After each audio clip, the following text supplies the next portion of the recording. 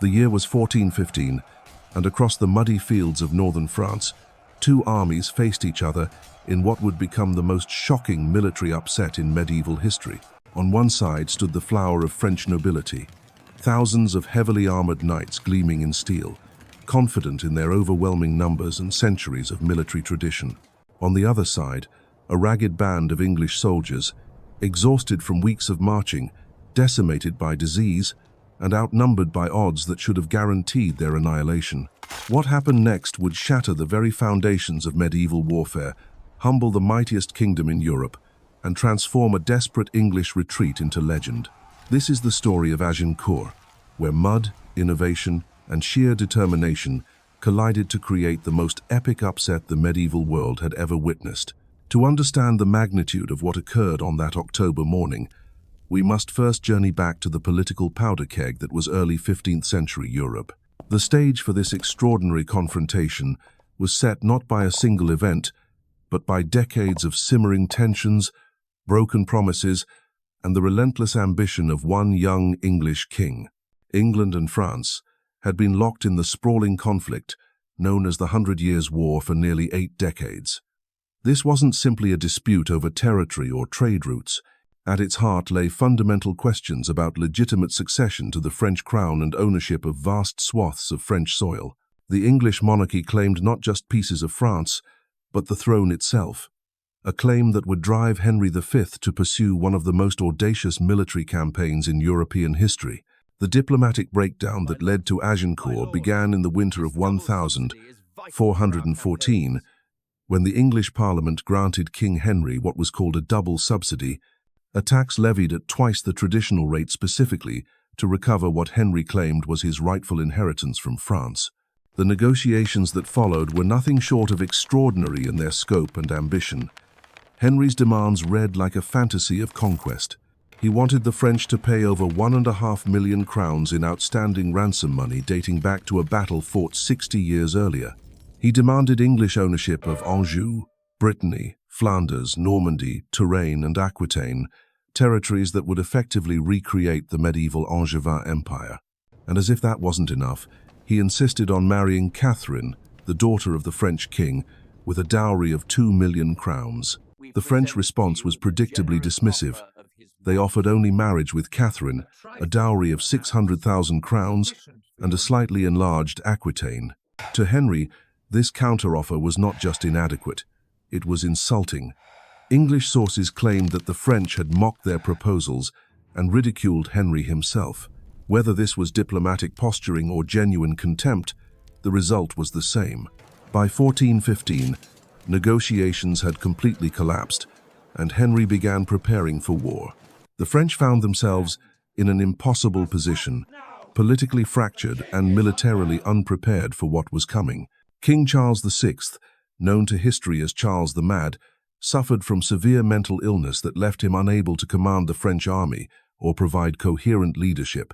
This created a power vacuum that French nobles filled with infighting and competing factions, exactly the kind of division that Henry planned to exploit. Into this chaos stepped one of medieval Europe's most formidable military leaders. Henry V was only 28 years old when he launched his invasion of France, but he had already established himself as a brilliant commander and charismatic monarch. Contemporary accounts describe him as stern, ruthless, and possessed of an extraordinary ability to inspire loyalty in his men. He was experienced beyond his years, having fought alongside his father at the Battle of Shrewsbury when he was barely out of his teens, and he possessed that rare combination of strategic brilliance, personal courage, and pragmatic ruthlessness that defines truly great military leaders. Henry was also deeply pious and well-educated, with a particular interest in liturgical music and a genuine concern for the welfare of his soldiers. His army was reportedly better behaved in France than many French soldiers themselves, as Henry intended to present himself as a more competent and just ruler than the mad French king. He famously hanged one of his own soldiers for stealing a pyx from a local church, demonstrating his commitment to maintaining discipline and winning the hearts and minds of the French people. On the 13th of August, 1415, Henry's invasion force landed on the Norman coast near the port city of Harfleur. The army numbered approximately 12,000 men, with up to 20,000 horses, a massive logistical undertaking that demonstrated English determination to achieve decisive results. Harfleur was strategically vital, controlling access to the Seine River and serving as a gateway to the heart of France. Henry knew that capturing it would provide a secure base for future operations and send a clear message that this campaign was no mere raid. But the siege of Harfleur proved far more costly than Henry had anticipated. What should have been a quick victory turned into a grinding, weeks-long ordeal that consumed precious time and resources. The French defenders fought with desperate courage, knowing that their city's fall would open northern France to English conquest. Day after day, Henry's forces battered the walls with artillery and mining operations, while disease began to ravage the English camp. Dysentery struck with devastating effect, cutting through the ranks like an invisible enemy more deadly than French steel. Hundreds of soldiers fell ill, and many died in the fetid conditions of the siege lines. Others deserted, unwilling to continue what seemed like an increasingly hopeless enterprise. By the time Harfleur finally surrendered on September 22nd, Henry's proud army had been reduced from 12,000 to roughly 6,000 effective fighting men. With winter approaching and his force dangerously weakened, any sensible commander would have declared victory and returned to England with the valuable prize of Harfleur secured. Henry's advisors certainly counseled such a course, pointing out that he could easily return to Calais by sea without risking his remaining troops. But Henry V was not interested in playing it safe. Instead, he made a decision that seemed to border on madness. He announced his intention to march his depleted army across northern France to Calais, directly through territory controlled by French forces that vastly outnumbered his own. This wasn't a strategic necessity or a tactical maneuver. It was something far more dangerous, a calculated gamble designed to demonstrate English strength and French weakness. Henry assembled his war council and informed them of his decision, ignoring their obvious concerns about the foolhardiness of such a scheme. The march that began on October 8th would transform what should have been a routine withdrawal into a deadly gauntlet. Henry led his exhausted soldiers along the coast until French forces and destroyed bridges forced them far inland to find a crossing point over the Somme River. The French had systematically destroyed every bridge, heavily guarded the fords, and scorched the countryside to deny the invaders vital supplies. For days, the English struggled through hostile territory, constantly harassed by French scouts and growing weaker with each mile. They finally found a shallow crossing near Voyens on October 19th, but by then it was clear that the French had assembled a massive army to intercept them. The trap was closing, and Henry's gamble was about to face its ultimate test. As the English approached the village of Agincourt on the evening of October 24th, they could see the campfires of the French host stretching across the horizon like fallen stars. Contemporary estimates vary wildly, but most sources agree that the French outnumbered the English by at least 3-1, with some accounts suggesting odds of 6-1 or even greater. The flower of French chivalry had gathered for what they assumed would be a glorious massacre. The French army that assembled near Agincourt represented the greatest concentration of military might that medieval Europe had ever witnessed. Noble banners fluttered in the autumn wind, each one representing centuries of martial tradition and feudal power. The Dukes of Orléans, Bourbon, and Alençon commanded forces that read like a roll call of European aristocracy. Count after count, lord after lord, they had answered the call to arms with enthusiasm, viewing this not as a desperate battle for survival, but as an opportunity for glory and easy victory against a weakened enemy. The French camp buzzed with confidence that bordered on arrogance.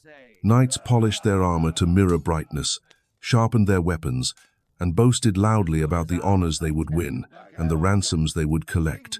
Many had already begun dividing up the spoils of victory, arguing over who would have the privilege of capturing the English king himself.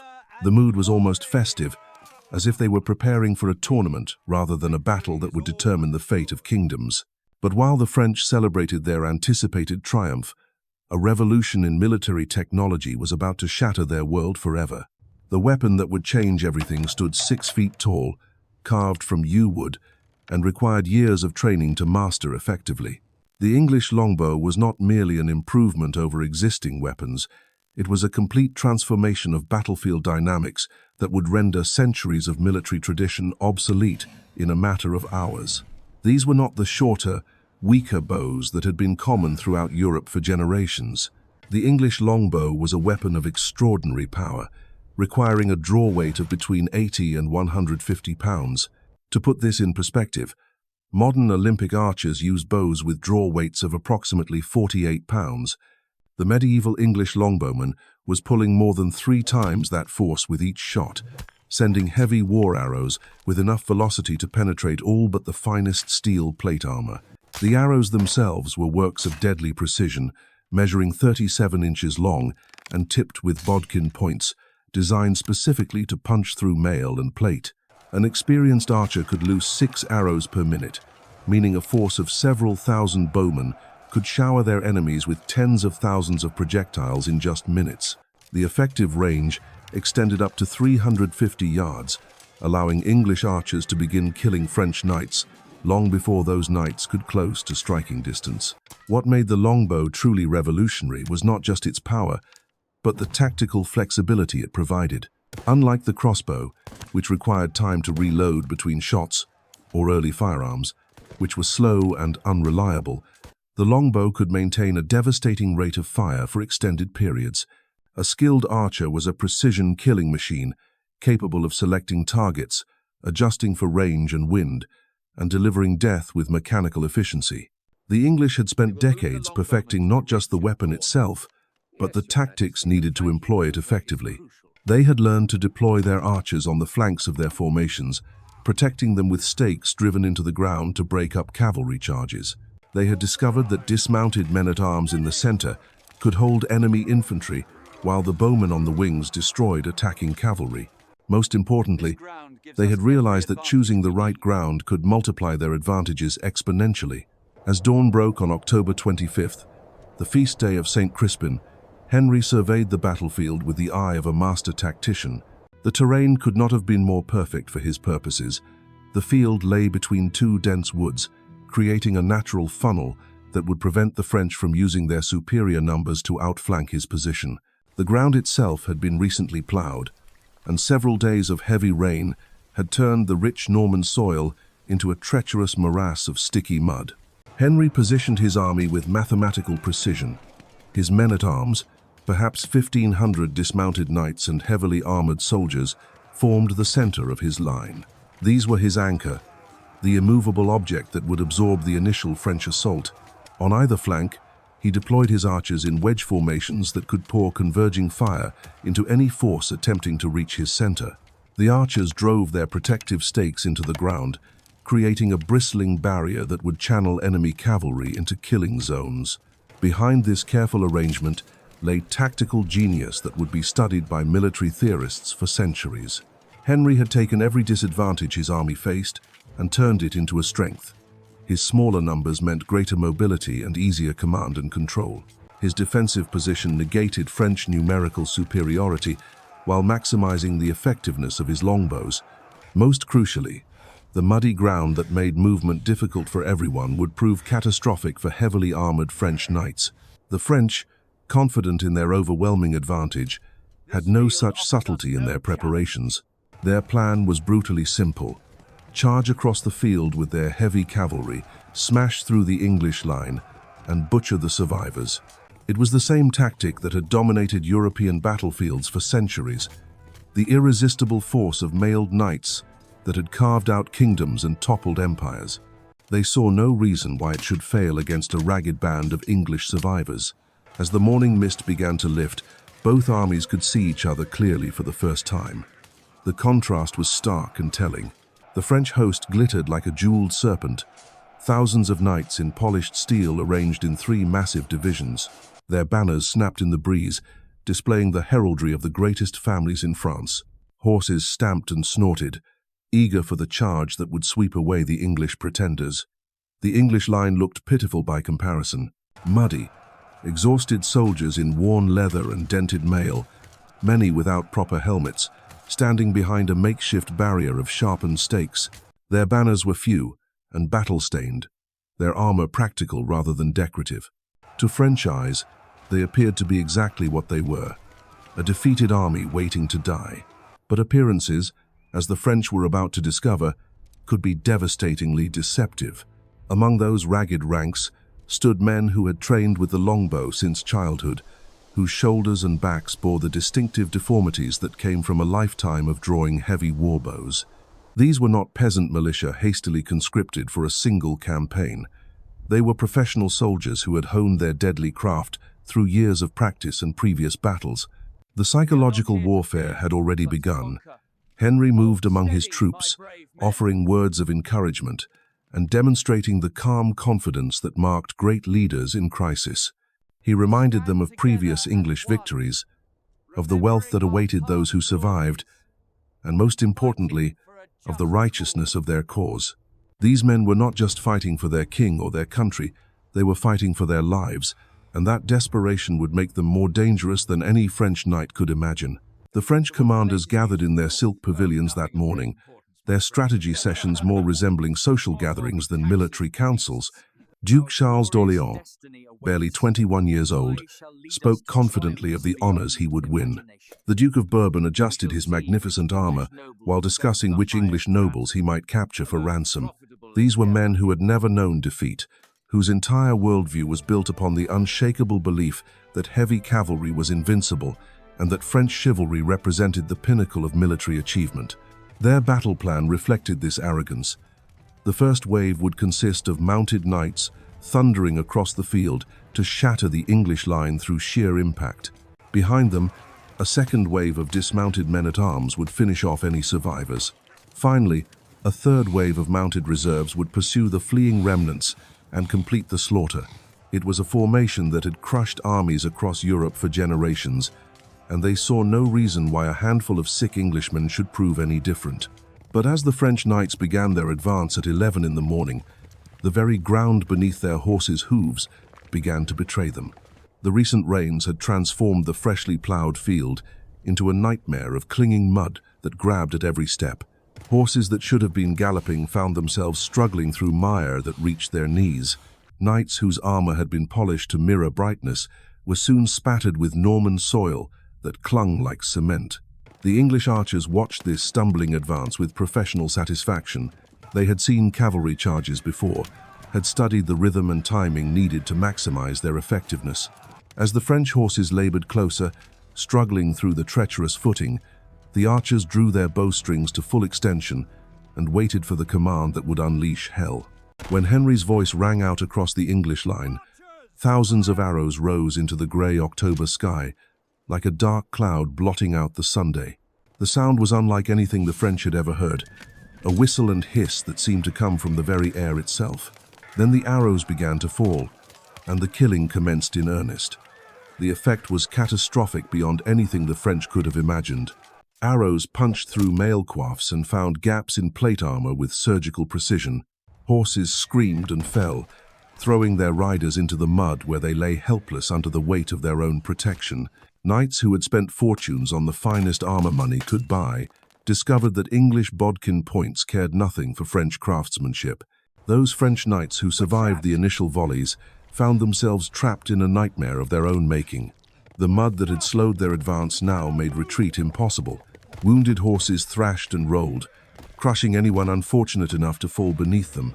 Men who had ridden to battle in formation now lay scattered across the field like broken toys, their magnificent armor transformed into steel coffins.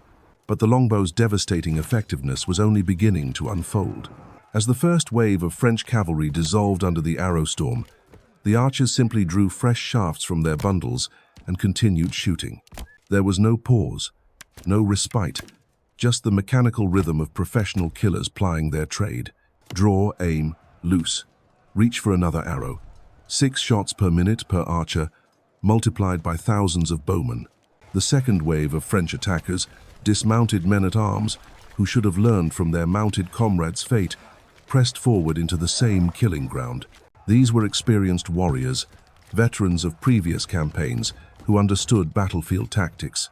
Yet they too found themselves helpless against the combination of English archery and Norman mud. As they struggled across the field, their heavy armor became a liability rather than protection. Each step required enormous effort, and the constant rain of arrows meant that stopping to rest was tantamount to suicide. Men who reached the English line arrived exhausted and disorganized, easy prey for English soldiers who had conserved their strength behind their defensive positions.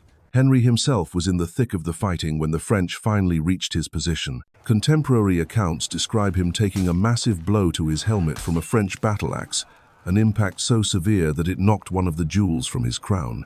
For a moment, it seemed the English king might fall, victim to the very violence he had courted, but a Welsh member of his bodyguard, Dyfed Gam, threw himself into the fray and saved his monarch's life at the cost of his own. This moment of personal combat embodied everything that made Henry such an effective leader. He didn't command from a safe distance or delegate the dangerous work to subordinates. He fought alongside his men, shared their risks, and demonstrated through his actions that no sacrifice was too great for victory. When his soldiers saw their king's helmet dented and bloodied but still fighting, they found reserves of courage they didn't know they possessed. The French assault began to collapse under its own weight. Knights who had charged forward with visions of glory found themselves trapped in a press of bodies where movement was impossible, and death came from all directions. Those who fell could not rise again, their armor too heavy and the mud too deep. Others were simply trampled by their own comrades as panic spread through the ranks. The English archers, having emptied their quivers, abandoned their bows and drew swords and mallets. They swarmed over the fallen French knights like scavengers, finishing off the wounded and stripping armor from the dead. Many French nobles who might have surrendered for ransom found themselves butchered in the mud by common soldiers who cared nothing for the conventions of chivalric warfare. It was during this phase of the battle that Henry made one of the most controversial decisions of his military career. Convinced that a French counterattack was imminent, and worried that the hundreds of prisoners his men had taken might turn against their captors, he ordered the execution of all French captives except for a few of the highest nobility. The slaughter that followed was systematic and brutal. Contemporary accounts describe groups of prisoners herded into buildings that were then set ablaze. Others were simply cut down where they stood, their pleas for mercy falling on deaf ears. Modern historians estimate that as many as 2,200 Frenchmen may have died in this massacre, a number that dwarfed the combat casualties on the English side. This decision has stained Henry's reputation for centuries, with many labeling it an early example of a war crime. Yet contemporary sources, even French chroniclers, rarely criticized the English king for his actions. In the context of medieval warfare, where the rules of chivalry applied only to those who could afford them, the execution of prisoners was not uncommon when military necessity demanded it. The Battle of Agincourt lasted less than 3 hours, but its effects would ripple through European history for generations. When the fighting finally ended and the mud settled, the casualty figures told a story so one-sided that many refused to believe them. French losses numbered in the thousands, with estimates ranging from 6,000 to 10,000 dead. English casualties were counted in the hundreds, possibly as few as 25 killed in action. Among the French dead lay the flower of their nobility. The Dukes of Alençon and Bar had perished alongside countless counts, barons, and knights whose families had ruled their domains for centuries. An entire generation of French military leadership had been wiped out in a single afternoon, leaving gaping holes in the kingdom's political and military structure that would take decades to fill. The prisoners taken alive were almost as valuable as the dead were costly. The Duke of Orleans, the Count of Eu, and dozens of other high-ranking nobles would spend years in English captivity, their ransom payments flowing into Henry's treasury to fund future campaigns. The wealth extracted from these captives would finance English military operations for years to come. But beyond the immediate tactical victory lay implications that would reshape the very nature of European warfare. Agincourt proved definitively that the age of heavy cavalry dominance was ending, that common soldiers armed with the right weapons and fighting on favorable ground could destroy the mightiest knights in Christendom. The psychological impact was even greater than the military one, shattering French confidence while elevating English morale to unprecedented heights. News of the victory spread across Europe like wildfire, carried by merchants, pilgrims, and diplomats who could barely believe what they were reporting. The impossible had happened. A ragged band of English survivors had not merely defeated the greatest army in Europe, They had annihilated it so completely that France would require years to recover. Henry's march to Calais after the battle became a triumphal procession through territory that had witnessed one of history's most stunning reversals of fortune. French towns that had expected to celebrate English defeat instead watched in stunned silence as the victorious army passed through their streets. The political landscape of northern France had been transformed overnight, and everyone knew that the old certainties no longer applied. And so, on that October afternoon in 1415, the impossible became reality. The muddy fields of Agincourt had witnessed more than just a military victory. They had seen the death of an age, the end of a world where birth and breeding mattered more than innovation and determination. Henry's exhausted soldiers had not only survived against overwhelming odds, they had rewritten the rules of warfare itself and humbled the greatest kingdom in Europe. The longbow had proven mightier than the lance. English discipline had triumphed over French arrogance, and a young king's desperate gamble had transformed into one of history's most legendary victories. But perhaps most importantly, Agincourt showed that, in the crucible of battle, courage and cunning could overcome any advantage that numbers or tradition might provide. The echoes of that extraordinary day would resonate for centuries, inspiring countless tales of underdogs facing impossible odds and emerging victorious.